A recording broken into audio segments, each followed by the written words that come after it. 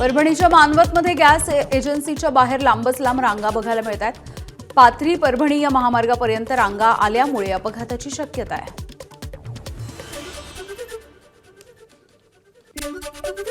भंडाऱ्यामध्ये मोहाडी तालुक्यामधल्या जाम या ठिकाणी रखरखत्या उन्हामध्ये ग्रामीण भागात सिलेंडर घेण्यासाठी लांब रांगा लागल्यात। तापमान 40 अंशाच्या घरामध्ये पोहोचलेलं असताना सिलेंडरसाठी नागरिकांची गर्दी। गॅस टंचाईवरती बायोगॅस हे वरदान ठरतंय। अवघ्या 24,000 रुपयांमध्ये कायमस्वरूपी गॅस टंचाईवरती मात। पुण्यामधील माण गावामधील बोडके कुटुंबियांना फायदा। रोज 20 किलो शेण आणि 20 लिटर पाण्यामधून 2 सिलेंडर गॅस मिळतोय। नालासोपाऱ्यामध्ये रिक्षा चालकाकडून गुजरात सीएनजी पंपावरती अधिकचे दर। काही रिक्षा चालकांकडून 30 तर काहींकडून 50 रुपये जास्त आकारल्याची तक्रार। पुरवठा विभागाकडून पेट्रोल पंपाची तपासणी। संबंधित व्यक्तीच्या विरोधात पोलिसांमध्ये तक्रार। आखाती देशामधल्या युद्धामुळे इलेक्ट्रिक वाहनांची खरेदी वाढली। इंधन संपणार असल्याच्या भीतीनं ग्राहकांची इलेक्ट्रिक वाहनांना पसंती। इलेक्ट्रिक वाहनांची विक्री 15% वाढली आहे। शिवभोजन थाळी योजनेसाठी राज्य सरकारकडून 220 कोटी रुपयांचा सुधारित निधी मंजूर। त्यापैकी 150 कोटी वितरित करण्याचे आदेश। गेल्या काही महिन्यांपासून निधीच्या अभावी शिवभोजन केंद्र चालवणं कठीण झालंय। पंढरपूरमधल्या चैत्र यात्रेला आखाती देशामधल्या युद्धाचा फटका बसलाय। भाविकांना गॅस मिळत नसल्यामुळे चुलीवरती स्वयंपाक करण्याची वेळ आली आहे। चुलीसाठी लाकूड मिळत नसल्यामुळे भाविकांचे हाल होत आहेत।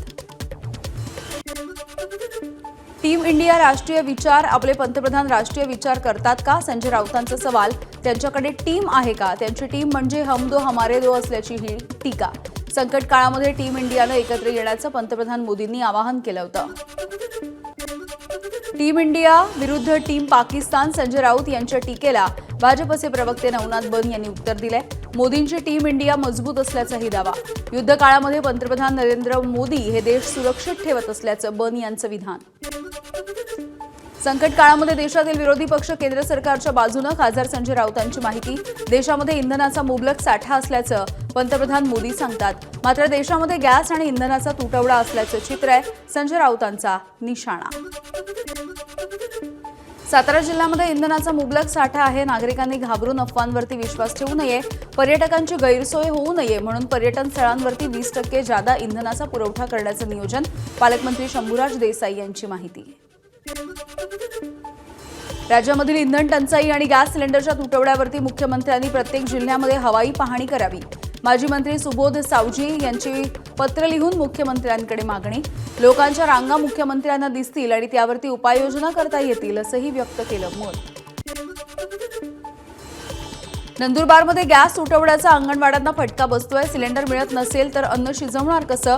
अंगणवाडी सेविकांचा सवाल। बालकांना कच्चा आहार देण्याची अंगणवाडी संघटनेची मागणी। मुलांच्या पालकांनी मुलांना घरी पोषण आहार बनवून द्यावा अशी ही मागणी। आखाती युद्धामध्ये बहरीनच्या जगप्रसिद्ध बाप्को रिफायनरीवरती हल्ला करण्यात आलाय। इराणच्या हल्ल्यानंतर रिफायनरीमध्ये धुराचे लोट पसरले। बाप्को ही बहरीनमधली सगळ्यात मोठी रिफायनरी आहे। आखाती युद्धामध्ये आता येमेनचा प्रवेश। येमेनमधील हुती दहशतवाद्यांचा इस्रायलवरती क्षेपणास्त्र हल्ला। इस्रायलनं परतवला हल्ला। हुती हे इराण समर्थक संघटना आहे। इराणवरती अमेरिकेकडून आतापर्यंत 30,000 कोटी रुपयांच्या 850 पेक्षा अधिक टॉम हॉक क्षेपणास्त्रांनी हल्ला करण्यात आलाय। अमेरिकेच्या खात्यामधील प्रबळ क्षेपणास्त्रांपैकी एक आहे। एका टॉम हॉकची किंमत 35 कोटी रुपये इतकी आहे। एका वर्षामध्ये अधिकाधिक 100चं टॉम हॉकचं उत्पादन घेतलं जातं। होर्मुझच्या सामुद्रधुनीवरून इराणकडून अमेरिकेला धमकी। होर्मुझच्या सामुद्रधुनीवरती आमचं पूर्ण नियंत्रण असल्याचा इराणचा इशारा। तेहरान आणि इस्फहानमध्ये अमेरिका इस्रायलचे हल्ले। इराणी लष्करी तळाला लक्ष्य करण्यात आलंय तर हल्ल्यामध्ये तेहरानचं विद्यापीठ देखील उद्ध्वस्त झालंय।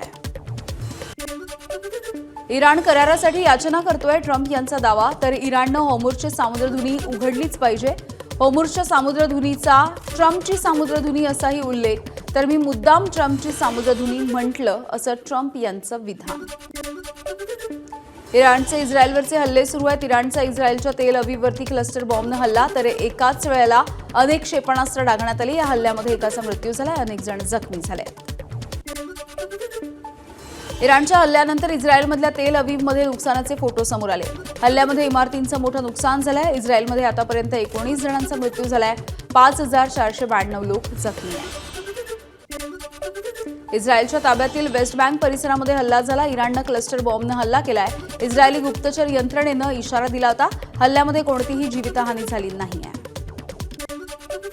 इतर काही बातम्या. फोनच्या माध्यमातून बोंधू अशोक खरातच्या विरोधामध्ये 100 पेक्षा अधिक तक्रारी आल्याची माहिती आहे. खरातच्या प्रकरणी एसआयटी कडून हेल्पलाईन क्रमांक जारी करण्यात आलाय. तक्रारींमध्ये 70% महिलांचा समावेश आहे.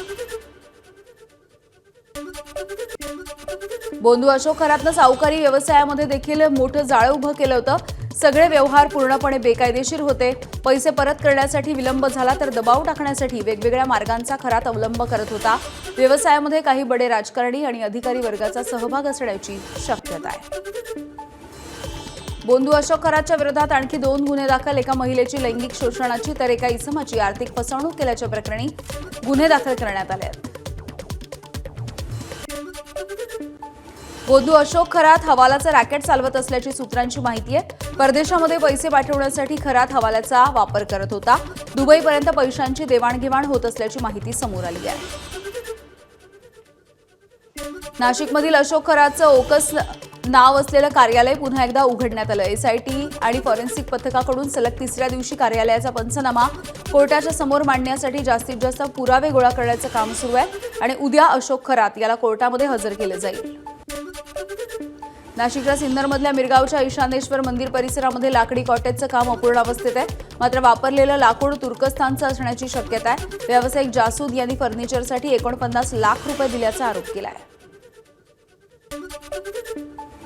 बोंधूबाबा अशोक खरातशी संबंधित पीडित महिलांचे व्हिडिओ प्रसारित करणारे आणखी 65 जणांवरती आतापर्यंत गुन्हा दाखल तर एकूण 74 जणांवरती गुन्हे दाखल करण्यात आले. व्हॉट्सअप, इंस्टाग्राम, फेसबुक, ट्विटरवरती सध्या पोलिसांची नजर आहे. रुपाली चाकणकरांच्या आशीर्वादानं खरात मोठा झालाय. सुषमा अंधारे यांचा पुन्हा एकदा आरोप. चाकणकरच खरातकडे सगळ्यांना घेऊन जात असल्याचा देखील संशय आहे. रुपाली चाकणकरांची सर्व स्तरामधून चौकशी करायची मागणी होती आहे. ठाकरेंच्या शिवसेनेच्या उपनेत्या सुषमा अंधारे यांनी ही मागणी केली आहे. चाकणकर यांच्याकडे इतका पैसा कुठून आला याची देखील चौकशी करा. तसंच चाकणकर यांच्यासोबतच्या सर्व लोकांची आर्थिक स्तरातून चौकशी व्हायला हवी अशी देखील अंधारेंची मागणी.